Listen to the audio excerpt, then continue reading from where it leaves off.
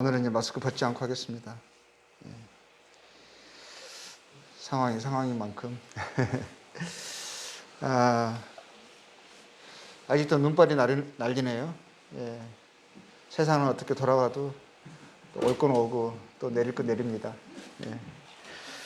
저희들에게 소망이 있는 것은, 저희가 두렵지 않고 소망이 있는 것은 주님의 은혜가 확실하고 주의 약속하신 것이 분명하시기 때문에 결국은 저희들은 한 번 죽는 것은 사람에게 정해진 것이고 그 외에는 심판이 있다는 말씀이 있는데, 그 심판이 저희에게는 두려움이 아니라 또 죽음이 저희에게는 마지막이고 또 형벌로 들어가는 통로가 아니라 영광에 들어가는 길이고 통로라는 것을 알기 때문에 저희들의 삶이 두렵지 않고 또 좌절하지 않고 저희들의 소망 가운데 주의 다시 오심을 기다리면서 살아가는 복된 자들이 되었습니다. 그래서 세상에 어떤 험난한 이야기를 듣고 돌아가는 것이 어떨 때는 무섭고 또 낙심이 될 때가 있지만, 그렇지만 저희들이 그것에 얽매이지 않는 것은 주의 말씀이 분명하시기 때문이십니다. 주님이 다시 오심을 저희들은 알고 있기 때문에 저희들이 해야 할 일들을 또 저희들은 해야 하는 것입니다. 성도로서의 마땅히 주어진 저희들에게 책임이 있습니다. 사명이 있습니다. 주의 복음을 증거하고 또 잃어진 영혼들을 찾고 그리고 상심된 주의 자녀들을 다시 회복시키고 흩어진 자들을 모으는, 그래서 주의 오심을 준비하는 지혜로운 처녀로서 그러한 사람들로서 살아가기를 원합니다. 오늘 또 이제 저희들이 계속 연대기 이어서 말씀을 하고 있는데, 오늘은 이제 구약의 마지막 부분, 그걸로 이제 대략 정리를 하고 마지막 부분을 하고, 오늘은 신약에 또 주님이 크리스마스가 가까워지잖아요. 물론 이 날이 정말 예수님이 태어나신 날인가에 대해서는 이제 분분하죠. 그렇지만 우리가 분명한 것은 주님이 이 땅에 오셨다는 것은 분명합니다. 주님이 오셨고 또 그 날을 이제 기념하는 것이니까 저건 시기적인 것이 중요한 게 아니라 주님이 오셨다는 그 사실 자체가 중요하죠. 근데 오늘은 주 오심에 오신 그 날에 대해서, 그 과정에 대해서 오늘 살펴보기도 하고 아마 그 부분까지 들어가게 될 것 같아요. 그래서 함께 감사하고 기뻐하는 그런 시간이 됐으면 좋겠습니다.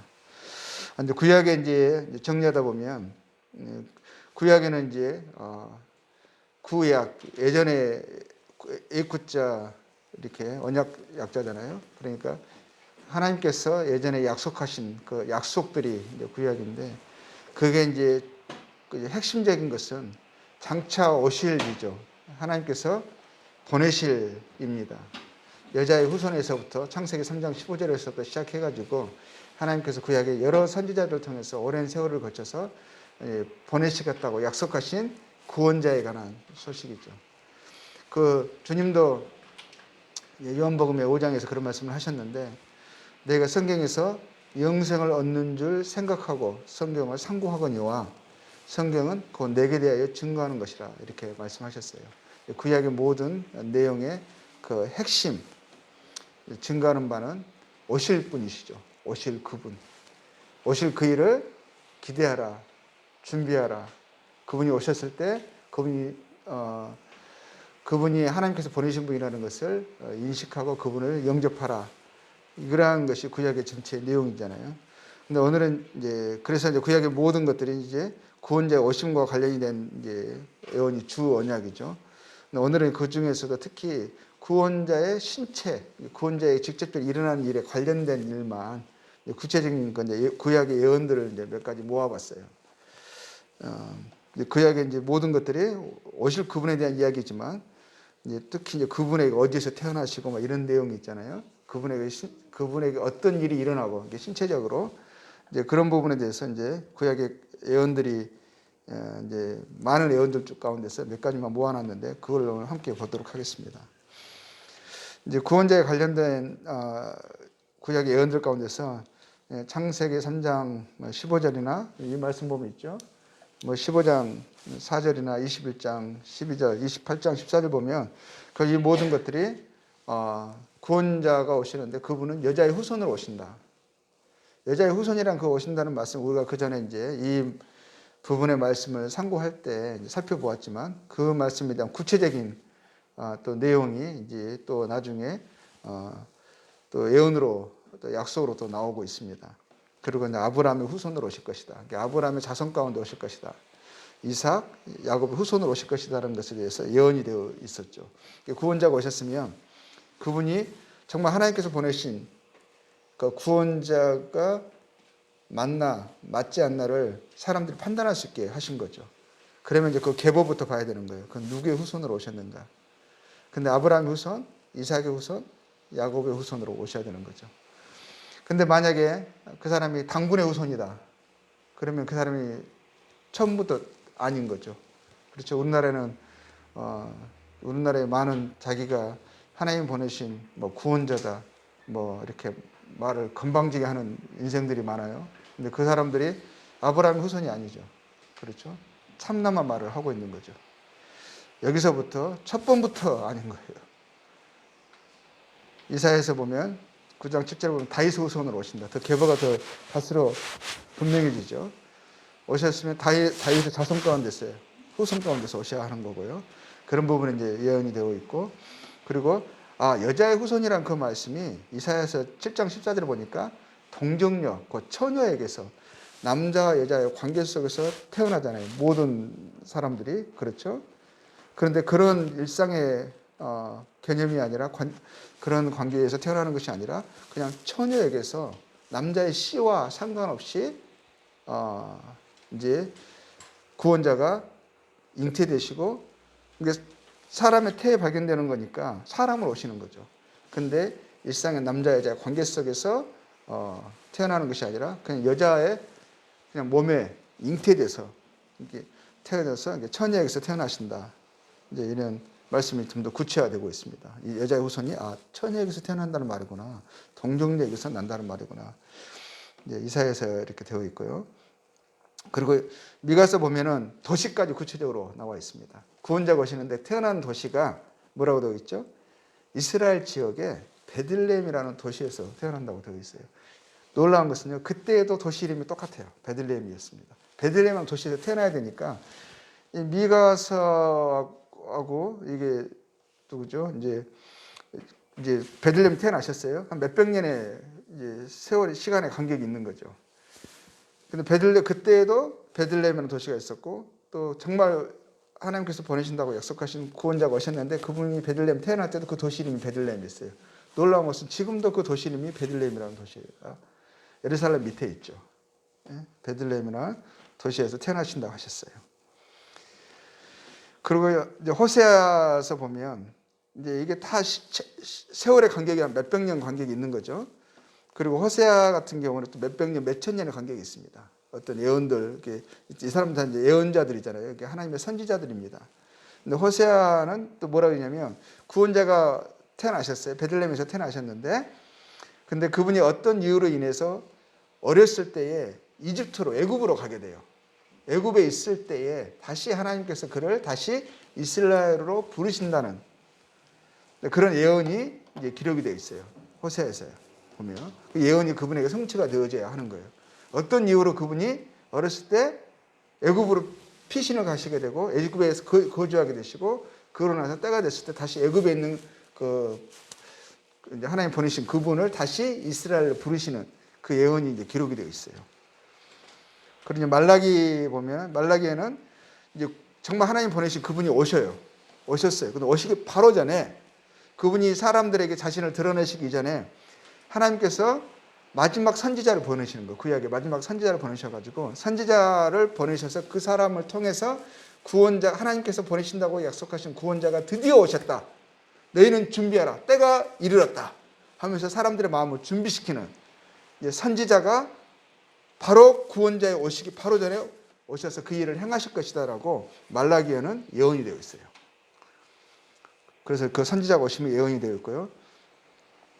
그리고 이사야에서 근데 놀라운 말씀은요, 말라기하고 이사야하고 차이가 한 400년 차이가 나요. 400년. 말라기는 구약의 마지막 선지자거든요. 그러니까 말라기가 딱 끝나면 구약 성경이 끝나요. 그러고 나서 신약이 연결되는데 그 공백이 한 400년이라는 공백이 있어요. 이게 마지막 선지자예요. 근데 이사야는 이제 이사야 선지자는 말라기 선지자보다 한 400년에 먼저 살았던 사람이에요. 근데 이사야에서는 이제 구원자의 오심에 대해서 이제 계속 구약에 계속 선지자를 통해서 예언이 되어 있잖아요. 근데 이사야가 말할 때는 뭐라고 되어 있냐면 너무 놀라운 말씀하는 거예요. 그냥 모세 같은 경우는 나와 같은 선지자가 오실 것이다. 선지자의 오심, 또 다윗 같은 나와 같은 왕이 오실 것이다.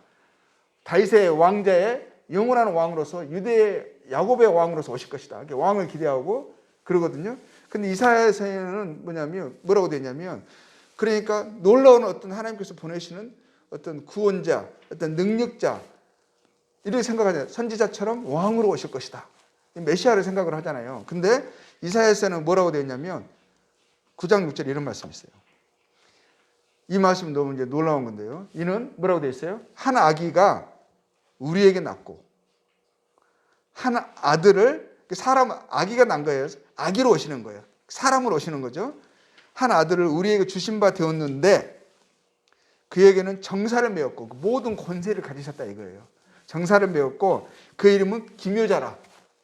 너무 놀라우신 분인 거예요. 그리고 모사라. 여기서 보세요. 뭐라고 되어 있어요? 아기가 오셨는데 그 아기에 대한 묘사가 뭐라고 되어 있어요? 전능하신 뭐라고 되어 있죠? 하나님이라. 우주 만물을 말씀으로 창조하신 그 하나님이 사람의 모양으로 오시는데 아기로 오신다는 거예요. 아기로. 인간의 아기처럼 유약한 존재가 없죠. 창조주께서요 가장 나약한 인생의 모습으로 아기로 이 땅에 오신 거예요. 근데 그분이 누구시냐? 전능하신 하나님이다. 영존하신 아버지라. 하나님이라 이거죠. 영원하신 하나님이라 이것이죠. 평강의 왕이라. 인생에 참된 평안을 주시기 위해서 지금 하나님과 사람과의 관계가 사람의 죄로 인하여 불화가 이루어진 거잖아요. 그렇죠? 관계가 끊어진 거잖아요. 근데 그것을 그로 인해서 사람들에게 모든 저주와 죄와 형벌이 그 심판 아래 주어진 거잖아요. 근데 그들에게 참된 평안, 그러니까 하나님과의 끊어진 관계를 회복시키는 평강의 왕으로서 이제 하나님께서 보내시는 거죠. 아기로 오시는데 실상은 하나님이다. 그런데 구약의 많은 이스라엘 사람들 이것을 제대로 이해한 사람이 많지 않았다는 거예요. 그 이사야에서 또 53장에 되어 있습니다. 그분이 이제 많은 고난을 당하시는 것이 나와요. 애매히 고난을 당하시고 사람들에게 멸시를 받으시는 장면이 나와요. 세상 사람들 위해서 고난 받으시는 게 나오고요. 시편은 이제 이사야하고는 한 200~300년의 차이가 있습니다. 지금으로부터 3000년 전에 이제 선지자 이 시편을 기록한 선지자가 누구냐면 다윗 왕이에요. 다윗 왕. 다윗 왕도 하나님의 선지자로서 오실 구원자에 대해서 예언을 이제 많이 했어요. 이제 근데 그 중에 하나가 그분이 친구에게 가장 가까운 사람 가운데 한 명에게 배반을 당하시는 장면이 나와요. 배반당하신다고 되어 있어요. 근데 스가랴에서 보니까는 배반당하는데 스가랴하고 이 다윗하고는 또 몇백 년의 차이가 있어요. 한 400년 이렇게 차이가 있거든요. 근데 스가랴에서는 뭐라고 되어 있냐면은 그분이 은전 30냥에 팔린다는 거예요. 은전 30냥에. 이 예언의 성취가 한 600년 이제 그 정도 한 뒤에 이루어진 거거든요. 그러니까 환율이라는 것도 있잖아요. 환율. 예? 근데 그것이 이렇게 그분이 친구에게 배반당하는데 이제 서로 이제 맞춰볼 수 구슬을 깨듯이 깨보면 알 수 있는 게 친구가 배반을 당하는데 돈을 받고 파는구나. 이게 알 수가 있죠. 예언이 돈 받고 파는 거예요. 그 시편 27편은 뭐라고 되어 있어요? 거짓 증거로 부당하게 그냥 거짓 고소를 하는 거예요. 그래가지고 고발 당하시는 것을 알게 되어지고 또 이사야서에는 뭐라고 되어 있냐면 그분이 심한 멸시와 학대를 받으시는 거예요. 매맞고 침뱉음을 당하시는 그런 장면들이 예언이 되어 있어요. 그 이사야서 53장 7절에는 근데 그분이 사람들이 그를 죽이려고 그냥 죽이기로 작정하고요. 막 거짓 증인들을 세우고 그렇게 그분을 고소하고 멸시하고 학대하고 하시는데도 놀라운 것은 죽기를 작정한 양처럼 그 고난을 그대로 받으시고 침묵하신다는 게 나와요. 마치 짐승 중에요. 양 같은 짐승, 특히 죽을 때 보잖아요. 양 같은 짐승, 전에 몽골에서 살다 왔으니까 짐승 도살하는 것을 참 많이 봤어요. 소 어떻게 죽이는 거, 돼지 어떻게 죽이는 거, 염소 어떻게 죽이는 거 다 봤거든요. 죽음에 또 그들의 도살에 제가 직접 참여해서 그랬죠. 죽이기도 하고 보기도 하고 많이 했어요. 근데 양처럼 죽일 때 쉬운 동물은 없어요. 양 같은 보면은 정말 기가 막혀요. 그냥 눕히면 막 딱 눕혀요. 다른 애들은 막 안 되고, 염소 같은 애들은 어떻게 하냐면 먼저 딱 몇 사람 붙잡고요. 머리부터 망치로 때려야 돼요. 정신을 혼미하게 해가지고 그래 해야 되거든요. 돼지 같은 거는 안 돼요. 그냥 총부터 쏴야 돼. 머리에 총을 쏴야 돼. 그러는데 소도 마찬가지고. 소도 막 몇 사람 잡고 망치로 머리를 빵 때리고 나서 그 다음에 이제 하는 거거든요. 근데 양은 한 사람이면 돼, 한 사람. 그냥 싹 눕히면 탁 누워요. 몽골 사람 죽이는 방식은 특이하거든요. 여기 목에, 여기 숨통을, 이쪽에 칼을 쫙 찢어가지고 주먹을, 손을 넣어가지고 숨통을 끊는 거거든요. 찢어도요, 눈만 깜빡깜빡해요. 손을 넣고요, 찢어도 마지막까지 몸도 안 움직여요. 가만, 눈만 깜빡깜빡하고 있어요. 무슨 이런 짐승이 있나 싶을 정도예요. 근데 주님을, 구원자가 죽으심에 대해서 양을 비교하는 거예요. 도살장에 끌려가는 양처럼 죽음의 자신을 내어놓고 잠잠히 죽음을 받아들이시는 그 장면이 나오는데 그것을 양으로 비교를 했어요. 그러니까 이해가 되는 거야. 양이라는 짐승이 참 특이한데 양의 죽음과 구원자의 죽음을 비교하는 게 이해가 돼요. 이해가. 그래서 어떤 분들은 이제 그 한국에서 그 단기 선교지 방문하신 분들 있잖아요. 양 죽을 때 보면 자매님들이 막 눈물 막 울어요. 막 닭똥 같은 눈물을 막 뚝뚝 떨어뜨려요. 너무 희한한 거예요. 주님이 연상이 되니까 이렇게 우시는 분들 내가 많이 봤어요. 그리고 이제 이사야서 53장에도 보면 유대인들을 배반당하신다는 배반, 유대인으로 오시는 거거든요. 아브라함과 이삭과 다윗의 자손으로 오신다는 것은 뭐예요? 유대인으로 나신다는 거예요. 유대 민족 가운데 자기 민족의 그 민족으로 오시는데 그 민족들이 그를 거절하는 거예요. 영접하지 않는 것을 보게 됩니다. 그분이 잘못한 것이 없고 오히려 선을 행했고 그들의 유익을 위해서 사랑을 나타내 주셨는데 오히려 그 모든 것이 부당하게 여김을 받고 무고하게 미움을 받으신다는 예언이 있어요. 그리고 10편 22편 16절에 보면은 너무 놀라운 것은 다윗이 예언한 거거든요. 그분의 죽으심의 장면이 나와요. 근데 뭐냐면 손과 발에 못이 박힌다는, 수족이 찔린다는 내용이 나와요. 수족이 찔린다. 이게 무슨 말인지 다윗도요 예언을 하면서 무슨 말인지 몰랐을 거예요. 수족이 찔려서 죽는다? 그때는 그런 형벌이 없었거든요. 그냥 하나님이 말씀하신 것을 받아 적었을 뿐인데 그 자신도 이것을 이해했을까 싶어요. 손발에 찔려서 죽는다? 좀 그렇지 않아요? 심장을 관통한 것을 지금 목을 자르는 것도 아니고 손발에 찔려서 죽는다고 예언되어 있어요. 그리고 그분이 죽는데 옷이 제비 뽑혀서 누군가 가져간다는 예언이 되어 있거든요. 겉옷은 사람들이 나눠 가져요. 제비 뽑아가지고 이렇게 해가지고 누가 4명이 나눠 가지거든요. 근데 속옷은요 통으로 짜가지고 한 사람이 가지려고 제비 뽑는 장면이 나와요. 근데 제비 뽑는다는 거, 속옷까지 벗겨지는 거예요. 우리 이제 사진 보면은 항상 속옷을 입고 있잖아요. 실상은 속옷도 벗겨진 거예요. 완전한 수치를 그냥 적나라하게 드러내면서 죽음을 당하시는 장면이 예언되어 있어요. 속옷까지 이제 제비 뽑힘을 당하셔서 벌거벗은 채 죽는다는 게 나와 있고, 이사야에서 말씀 보니까 강도들과 함께 강도 취급받아서, 죄인 취급받아서 강도들이 죽는데 그 사형틀에 함께 사형을 받는 그런 장면이 예언되어 있고요. 그분이 모든 조롱과 모욕을 당하신다는 것이 또 시편에 예언되어 있습니다. 그리고 이분이 죽으시잖아요. 친구의 배신으로 붙잡히고 그리고 부당한 거짓 증인들의 증거로 그가 고소를 당하시고, 그리고 조롱과 멸시와 학대를 받으시고, 그 죽을 때 수족이 찔려서 죽으시고, 그런데 보니까 죽고 나서 어떻게 되어 있어요? 죽음 후에도 예언이 되어 있어요. 죽고 나서, 죽으면은 그분이 장사되시는데 남의 무덤에 장사되는 거예요. 근데 그 남의 무덤이 부자의 무덤이에요. 그것도 이제 무슨 말인지 잘 모를 수 있잖아요. 예언을 하면서 부자의 무덤에 장사된다? 근데 자기가 부자의 무덤에 장사된대요.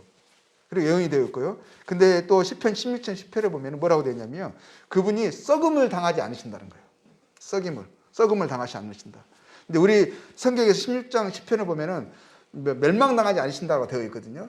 근데 그 이제 사도행전을 보면 그 말이 멸망이라는 말이 그 멸망을 의미한 게 아니라 영어로는 decay 그래가지고 썩는다 이런 뜻이에요. 썩는다. 그리고 그 사도행전 볼 때는 그것이 이제 그렇게 번역이 되어 있죠. 사도행전은 뭐라고 되어 있냐면은 썩음을 당하지 않으신다라고 되어 있어요. 그래서 이 말은 뭐냐면 그분의 무덤에 묻히는데 썩음을 당하지 않으신다는 것은 부활하신다는 그런 의미죠. 그리고 그분이 10편 68편 18절에는 그분이 이제 부활하셨죠. 그리고 하늘로 승천하시는, 하늘로 올라가시는 장면이 예언이 되어 있어요. 이 모든 예언이 하나도 남김이 없이 그분에게 누군가에게 성취가 되어지면 그분이 바로 하나님께서 보내신다고 약속하신 바로 구원자가 맞다. 구원자를 인정하라. 그분을 영접하라. 이거거든요. 그래서 믿을 만한 분명한 증거를 주신 거, 그 중에 큰 것 중에 하나가 뭐냐면 구약의 모든 예언들이요. 수천 년에 걸쳐서 수많은 선지자들의 통해서 예언된 그 모든 예언들이 하나도 남김이 없이 누군가에게 정확히 성취가 되어져야 하는 거예요. 그래서 믿을 만한 증거를 주신 거예요. 그냥 덮어놓고 무작정 믿으라는 게 아니에요. 그거는 미신이에요, 미신. 그냥 뭔가 자기의 신념이죠. 뭔가 잘 되기를 원하는 마음에. 안 믿는 것보다 믿는 게 뭔가 하나 믿는 게 낫지. 다 그래요. 어느 나라 가든지 다 그 종교가 그렇거든요. 그래도 뭐 하나 믿는 게 더 낫지. 없는 것보다. 뭐 하나 믿어. 열심히 믿어. 지성이 뭔 감청이 돼. 말도 안 되는 말을 하면서 하는 거예요. 그건 믿음이 아니라 자기의 그냥 소원이죠. 신념이죠. 미신이죠. 미자가 아득한 미자거든요. 아득하고 그냥 그런 거를 그냥 무턱대고 믿는 걸 이야기하는 거예요.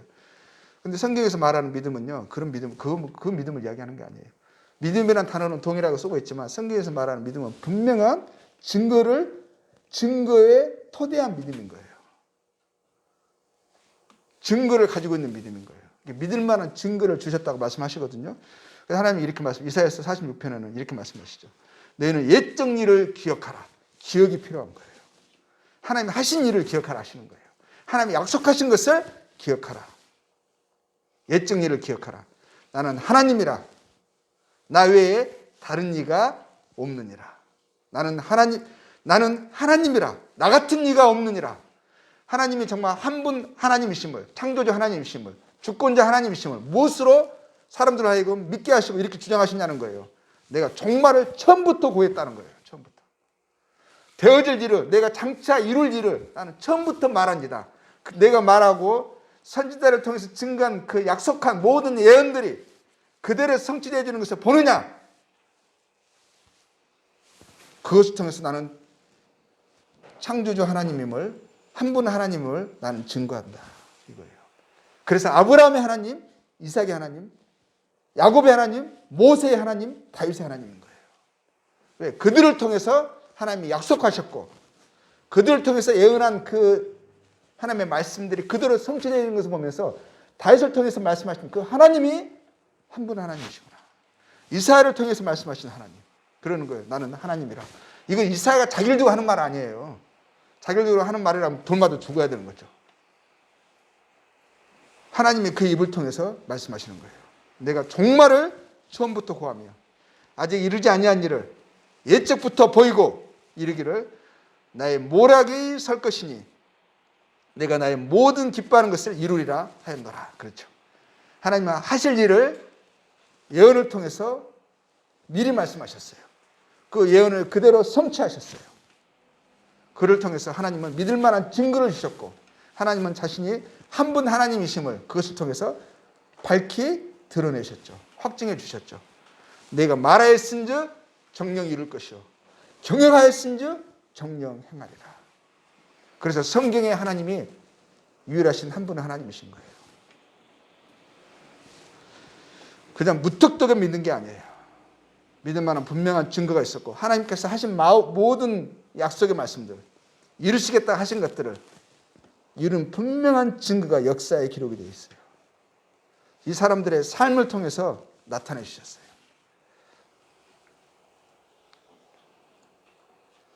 그리고 이스라엘 이제 민족이 가나안 땅에 들어갔잖아요. 광야에서 40년을 그들 죄로 인해서 유리하고 방황하다가 하나님의 때가 돼서 그들이 가나안 땅에 들어갔습니다. 가나안에 정착하게 됐어요. 하나님이 약속하신 대로 그들에게 그 땅을 주셨어요.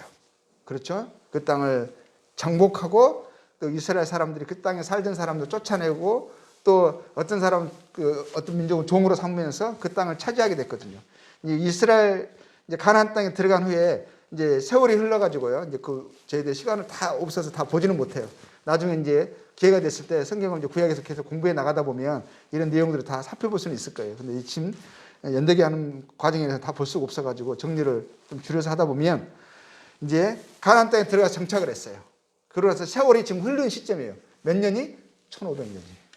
대략 약 1500년 지난 시점에 가나안 땅에 살고 있는 이스라엘 민족에게 어떤 일이 일어났을까?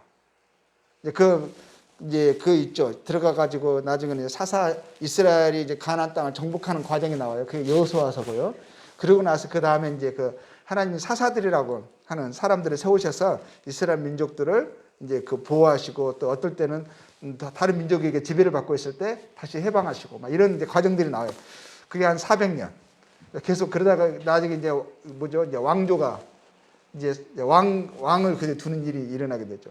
그리고 통일왕국 시대가 나와요. 그리고 제일 처음에 왕이 사울 왕이고 다윗 왕이고 솔로몬 왕이고 이때는 통일왕국 시대였었어요. 근데 솔로몬 왕 이후에 이 나라가 분단이 돼요. 남과 북으로 우리처럼 분단이 돼가지고 뭐 남왕국은 유다라 그러고 북왕국은 이스라엘이라 그래요. 분단왕국 시대가 있고 그리고 또 얘들이 나중에 또 계속 하나님의 말씀을 순종하지 않고 죄악된 가운데 살다가 하나님께서 선지자를 통해서 경고하신 그 경고를 듣지 않고 있다가 결국에는 예언된 대로 북이스라엘은 어떻게 되냐면 아시리아라는 그때 큰 제국이 일어나거든요. 거기에 멸망을 당해요. 그래가지고 포로를 끌려가서 흩어져 버려요.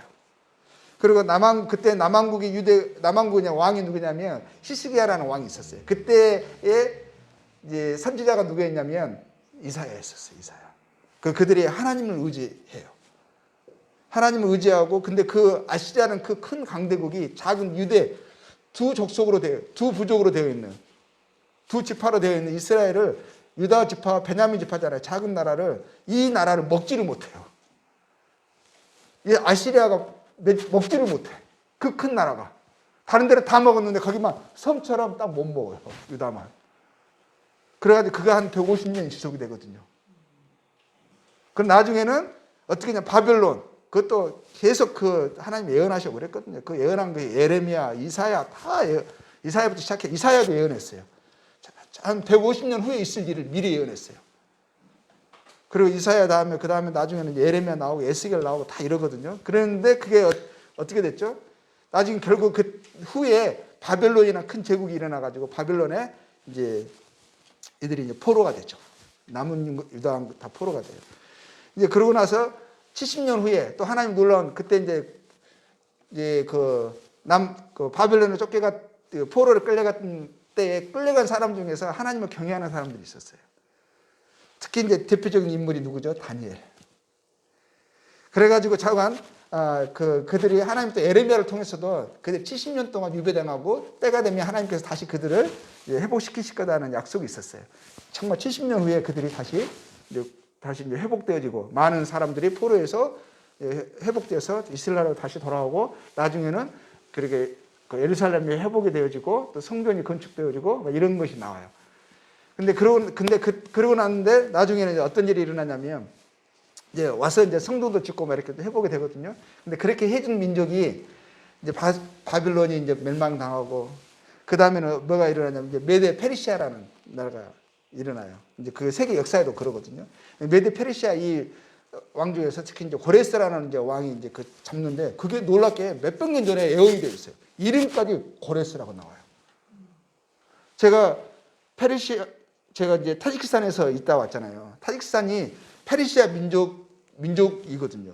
페르시아 민족이 이란, 아프가니스탄, 이 타지키스탄 그쪽 부분이 그리고 이제 투르크가 아니라 있어요. 그 나라 없이만 떠돌아다니는 많은 민족 쿠르드족에 많은 사람들 페르시아 민족이거든요. 그러니까 이제 타지키스탄에 큰 박물관이 있어요. 박물관 안에 그들이 자랑하는 역사의 왕이 황제가 딱 동상이 있거든요. 그 동상 이름이 누군지 아세요? 고레스예요. 근데 이 고레스 이 초대 왕이 이 이스라엘 사람들에게 그 선대를 베풀어요. 그래가지고 포로를 회복시키도록 허락을 해줘요. 자, 그래서 이제 회복이 되어지고, 근데 그 나중에는 어떤 일이 일어나냐면 그 나라가 헬라 제국 아시죠? 누가 유명한 왕이 누구죠? 알렉산드리아. 그 젊은 왕이 파죽지세로 그 주변의 나라를 다 깡그리 먹어버려요. 타직에 갔는데도 타직은 중앙아시아 한참 안쪽으로 들어오거든요.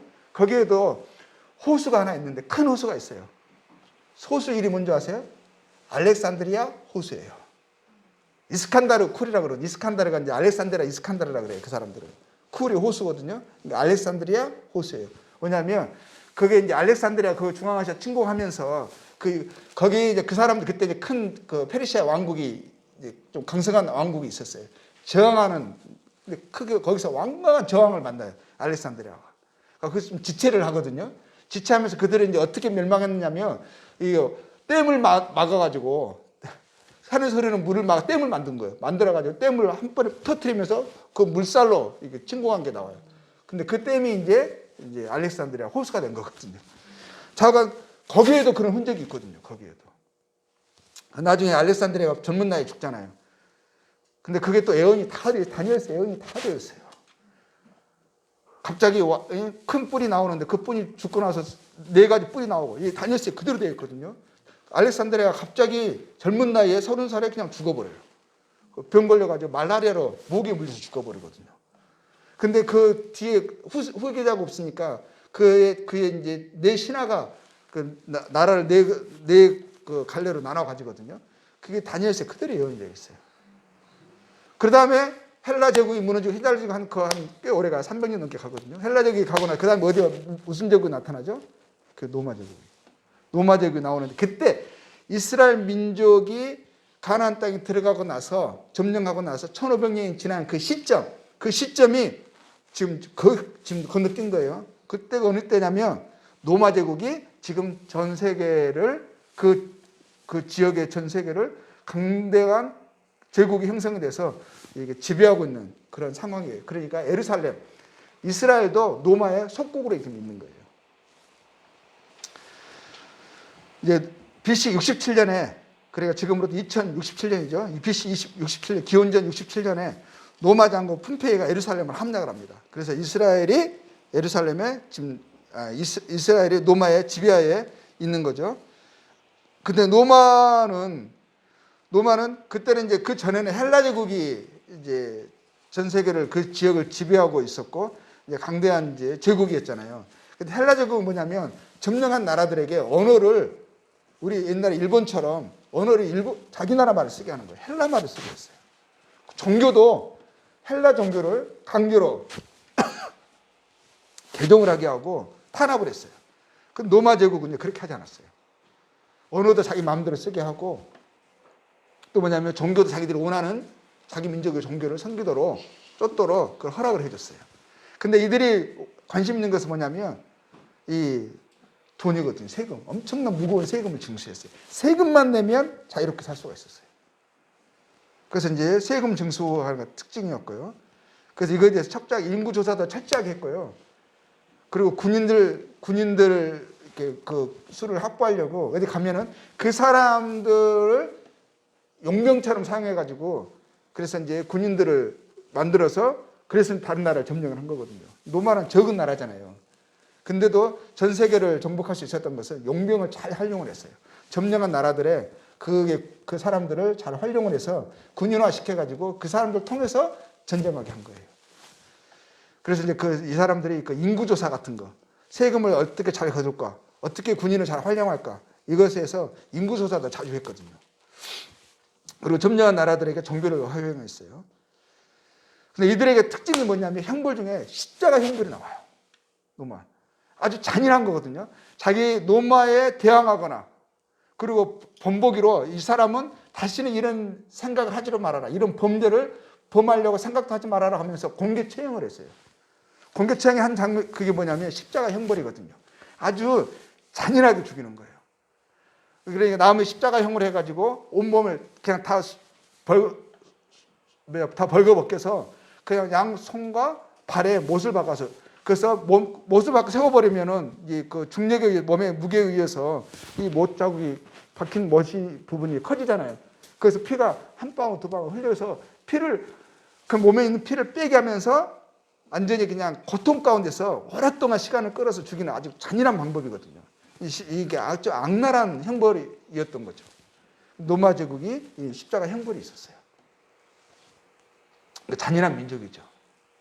그러면 이제 막 고통스럽게 죽어가고 이러면 어떤 몸이 차력이 있고 이런 사람들은 그것이 한 진짜 일주, 이주씩 그렇게 죽어가는 거예요. 피 한 방울, 두 방울 흘려가면서. 그러면 새들이 막 와서 막 눈 쪼아먹고 막 그러는 거예요.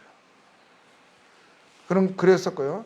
근데 이제 로마 제국은 이제 활성화시킨, 이제 제국화시킨 이제 초대 황제가 누구냐면 BC 31년에 아우구스도, 우리 성경에서는 아우구스도라고 나와요. 근데 세계사 책에서는 그 사람은 이제 우리는 이제 음역으로 한 거니까 아우구스투스예요. 아우구스투스를 성경은 아우구스도라고 하는데, 이게 이제 이 사람이 죽고 나서 그 8월 달에 오거스트라고, 영어로 오거스트가 8월이거든요. 이 사람 이름이 8월 달이라는 이름으로 이제 된 거죠. 이게 오거스투스인데 아우구스투스거든요. 이 사람 로마의 초대 황제로, 이제 시저, 우리나라 말로는 가이사라고 되어 있어요. 성경에서는 가이사라고 되어 있는데 그게 시저죠, 시저. 이 사람이 초대가 되는 이 시점이에요, 이 시점. 그러니까 지금 1500년이 지난 이 시점에 로마의 초대 황제 이 아우구스도가 통치하고 있는 그런 시점인 거예요. 근데 이런 장면이 어떤 거냐면, 이 사람은 세리거든요. 세금을, 점령국에 무거운 세금을 징수해서 걷는다고 했잖아요. 근데 걷는 방식이 뭐냐면 그 나라 사람들 통해서 걷게 하는 거예요. 그래서 이 사람들은 월급을 안 줘요. 근데 그 각 개인에게 책정된 그 세금만 거두면 돼요. 그것만 주면 돼. 이 사람이 더 많은 세금을 부과시켜서 걷어도 관여 안 해요. 그리고 이 사람들은, 세리들은 어떻게 하겠어요? 어떻게 부를 축적하냐면 이 사람이 할당된 세금보다 더 많은 세금을 부과시켜가지고 남는 걸 자기가 착복하는 거예요. 근데 노마는 관계 안 써. 신경 안 써요. 자기 책정된 것만 주면 되는 거고 나머지야 너희들이 알아서 하라는 거예요. 그러니까 나라를 팔아먹는 아주 역적이죠. 그러니까 이 사람, 이스라엘 사람들이 있어서 여자하면 제일 먼저 떠오르는 게 창녀였었어요. 창녀. 이스라엘이 있을 수 없는 일을 행한다 이거죠. 남자하면 제일 먼저 떠오르는 죄인이 누구냐면 세리였었어요. 세리. 우리 일제시대의 그 순사 같은 아주 악랄한, 정말 이 일본 놈보다 더 나쁜 놈. 이 로마의 그 자기를 학대하는 사람들보다 더 나쁜 사람이 이 세리라고 본 거예요. 세리. 아주 치가 떨리는 사람들로 역임을 받는 거죠. 세리와 죄인들이란 성경에 많이 나오잖아요. 그 의미가 그건 거예요. 그리고 이제 지금 이때가 이제 말라기가 구약 성경 이렇게 끝난다고 했잖아요. 그때 뭐라고 되어 있죠? 사람들을 준비시키기 위해서 선지자가 오신다는 것이 예언이 됐잖아요. 그리고 말라기만 나오는 게 아니에요. 말라기 이렇게 나오죠. 만군의 여호와가 이르노라. 보라, 내가 내 사자는 메신저를 말하는 거예요. 선지자를 이야기하는 거예요. 보내더니 그가 내 앞에서 길을 준비할 것이요. 만군의 여호와가 말씀하시는 거예요. 만군의 여호와가 내가 내 사자를 보낼 거다 하시면서 그 뭐라고 되어 있어요? 그가 내 앞에서, 내가 누구죠? 만군의 여호와 앞에서, 만군의 여호와 앞에서 내 길을 준비할 거다. 이해가 되시는가요? 그러니까 하나님 만군의 여호와가 지금 오신다는 거예요. 그리고 오시기 전에 사자를 먼저 보내서, 선지자를 먼저 보내서 그 만군의 여호와의 오심을 준비하게 하시는 그런 선지자가 올 것에 대해서 예언된 거잖아요. 그렇죠? 근데 동일한 이 예언이 이사야에도 나와요. 이사야하고 말라기는 한 300~400년 차이가 있어요. 이사야는 그때 남유대의 히스기야 때 선지자라고 했죠. 근데 근데 이사야에서 뭐라고 되냐면 애치는 자의 소리여 이르되 너희는 광야에서 뭐라고 돼? 누구의 길을 예비하라고요? 여호와의 길을 예비하라. 사막에서 우리의 하나님의 대로를 평탄하게 하라. 하나님의 대로라고 되어 있죠. 여호와의 길을 예배라고 되어 있죠. 이 광야의 소리로 외치는 자로서 이 선지자가 오실 것을 예언되어 있어요. 드디어 때가 된 거예요. 이사야를 통해서 증거한 하나님의 예언, 그 선지자에 관련된 그 예언, 말라기를 통해서 약속된 그 선지자가요, 드디어 오신 거예요. 말라기 이후에 400년 후에. 그게 신약 성경에 이제 딱 들어가는 거죠. 누가복음에 1장 5절에 이렇게 되어 있어요. 유대 왕 헤롯 때 아비야 반열에 제사장 한 사람이 있었으니 이름은 사가라요. 그의 아내는 아론의 자손이니 이름은 엘리사벳이라. 엘리사벳이 잉태를 못함으로 그들에게 자식이 없고 두 사람의 나이가 많더라. 마침 사가랴가 그 반열의 차례대로 주의 성전에 들어가 분향하고 모든 백성은 그 분향하는 시간에 밖에서 기도하더니 주의 사자가 그에게 나타나 향단 우편에 선지라. 사가랴가 보고 놀라며 무서워하니. 그러니까 지금 사가랴라는 제사장이 있는데 그의 이제 순번이 돼가지고 성전에 가서 분향을 하는 거예요. 성전에서 이제 섬기는 일을 하는데 그때 놀라운 일이 나타난 거죠. 하나님의 사자, 천사가 그에게 나타나셔서 그걸 보고 지금 사가랴가 두려워 놀라고 있는 그 장면인 거예요. 천사가 그에게 이르되 사가랴 무서워하지 말라. 너의 간구함이 들린지라. 네 아내 엘리사벳이 네게 아들을 낳아주리니 그 이름을 요한이라 하라.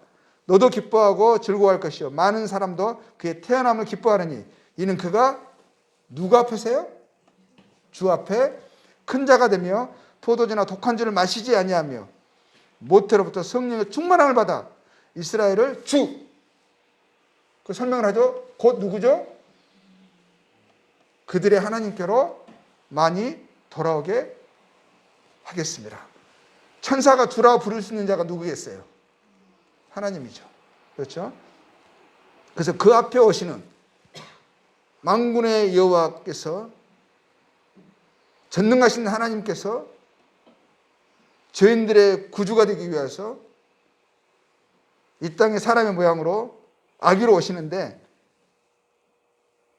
그분의 오심을 준비하게 하는, 사람들의 마음을 준비시키는 그런 일을 하는 선지자로 이 사가랴와 엘리사벳의 아들로 태어날 것을, 이제 그 이름을 요한이라 하면서 그 예언의 성취를 말하고 있는 거죠.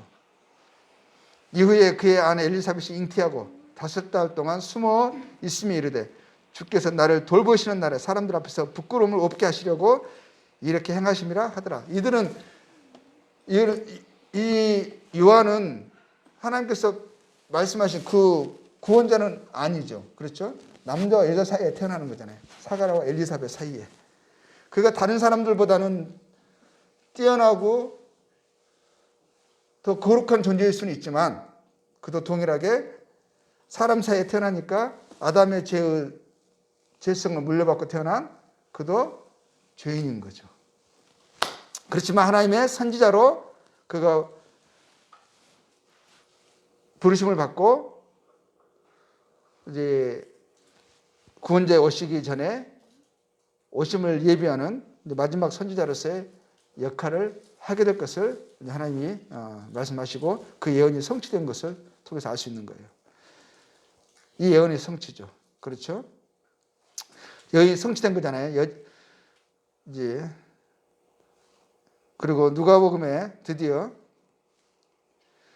이제 그 요한에 대한 그 마지막 선지자에 대한 예언이 이제 성취가 사가랴 엘리사벳의 이제 자녀 요한으로 이제 이루어지는 것을 이야기하고 그 다음에 이야기하는 거예요. 여섯째 달에 천사가, 그리고 요한이 지금 잉태되고 나서 6달 후에요.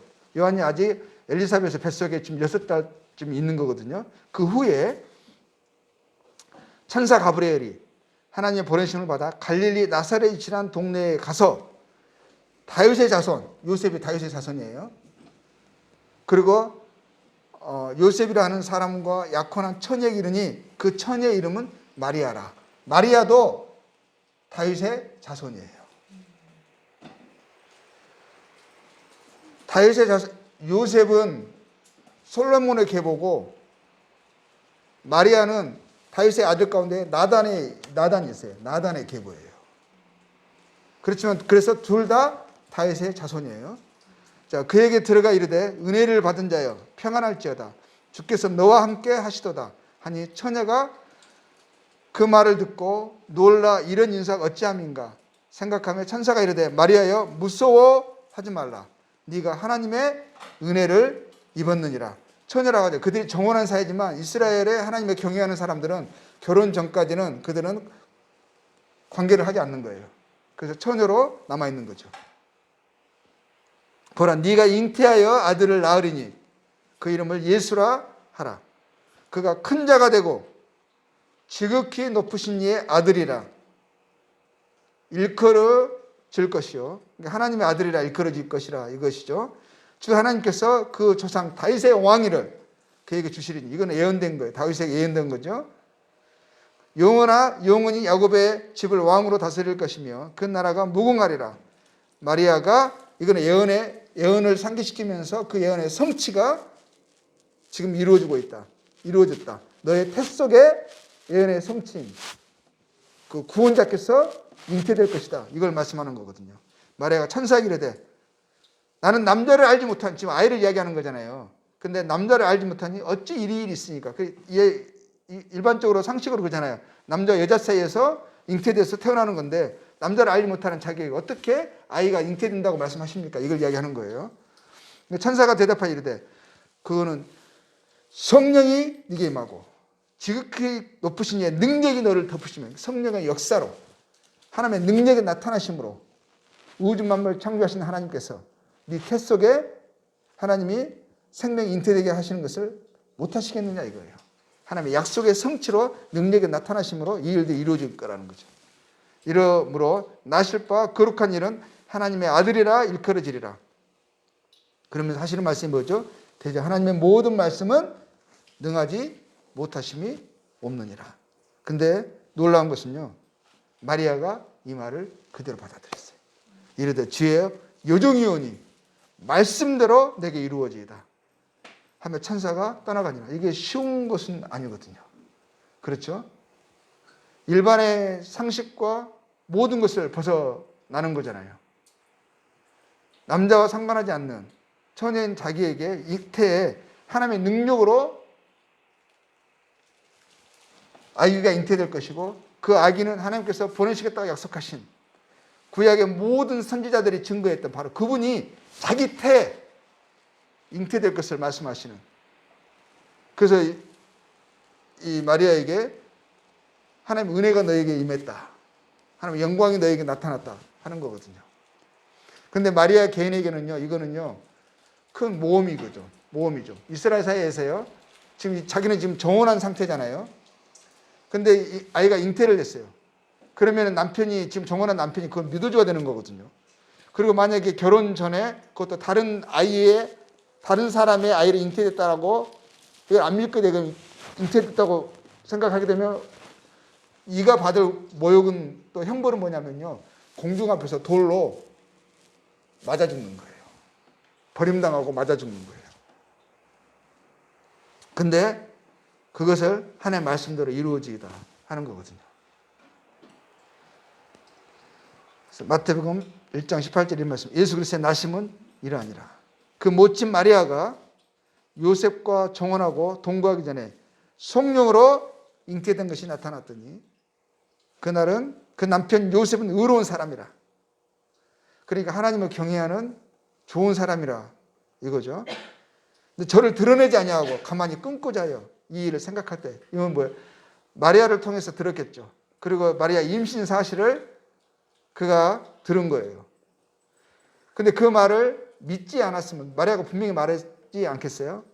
하나님의 천사가 나에게 나타났고 그리고 하나님의 구약의 모든 선지자를 통해서 말씀하신 그 약속이, 그 예언이 내 안에 태로 잉태됐다.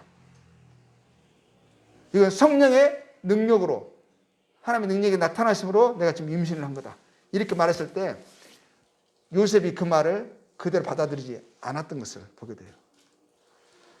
마리아가 그런 여인은 아닌데 자기가 지금까지 알기로는 그런 여자는 아니라는 것을 알아요. 그렇지만 그 말을 곧이곧대로 받아들인다는 것이 요셉에게는 힘들었던 것 같아요.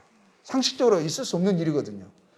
잘못된 일을 행하고 음란한 행위를 하고 나서 그것으로 그냥 거짓으로 무마하려고 하는 것으로 간주한 것 같아요.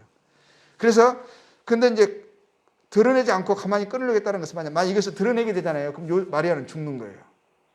마리아를 그렇게 하고 싶지는 않아요. 그럼에도 불구하고 아내로 맞아들이는 것은 또 용납되지 않는 거예요. 이것 때문에 갈등하고 고민하고 있는 장면이거든요. 생각할 때 주의 사자가 현몽하여 가로되 다윗의 자손 요셉아 네 아내 마리아 데려오기를 무서워하지 말라. 저에게 잉태된 자는 성령으로 된 것이라. 모르죠? 확증이 되는 거죠. 마리아가 너에게 한 말은 사실이다. 하나님의 능력이 나타나심이고 동일한 마리아가 그에게 했던 말을 천사가 직접 그에게 해주는 거죠. 이 아들을 낳으리니 이름을 예수로 하라. 동일한 말을 듣는 거죠. 마리아가 말했을 거 아니에요. 네 아이들을 임신했는데 아들을 낳으면 하나님 예수로 하셨다. 이름 지으라 하셨다. 동일한 말을 듣는 거죠. 예수로 하라. 그가 자기 백성을 저희 죄에서 구원할 자이심이라. 그 예수란 이름의 뜻이 죄에서 구원하는 구원자라는 뜻이라는 거예요. 구원자.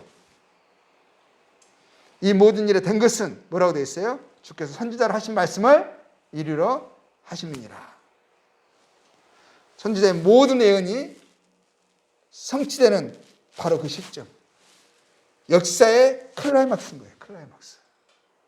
창조부터 마지막 세상의 멸망까지 하나님께서 약속하셨던 모든 약속의 핵심. 그것이 지금 이때다. 세상의 중심이 되는 시간이거든요. 보라 처녀가 잉태하여 아들을 낳을 것이요 그 이름은 임마누엘이라 하리라. 이 이사야서의 예언이죠. 예언을 다시 상기하면서 이를 번역한 즉 임마누엘이라 하리라. 임마누엘이라는 이름의 뜻이 뭐예요? 하나님이 우리와 함께 하시다. 하나님이 아기로 오신 거예요. 마리아가 아기를 안았어요. 그 아기의 눈동자를 쳐다봐요. 근데 그분이 누구예요? 그분이 나를 창조하신 하나님이시라고요. 자기 젖을 물리면서도 그분이 누구예요? 말씀으로 모든 세계를 지으신 전능자 하나님이시라고요. 근데 가장 유약한 인간의 보호와 도움을 필요로 하는 아기의 모습으로 이 땅에 오신 거예요. 가장 낮아지신 거죠. 전 세계에서요, 가장 낮은 지대가 있어요. 그게 어딘 줄 아세요? 이스라엘인 거 아세요? 가장 낮은 우리 해발이잖아요. 해발 몇 미터 하잖아요. 해발보다 밑에 있어요. 특히 그 요단강 사해로 들어가는 그게 제일 낮아요. 가장 낮은 땅에 낮은 자로 오신 거예요.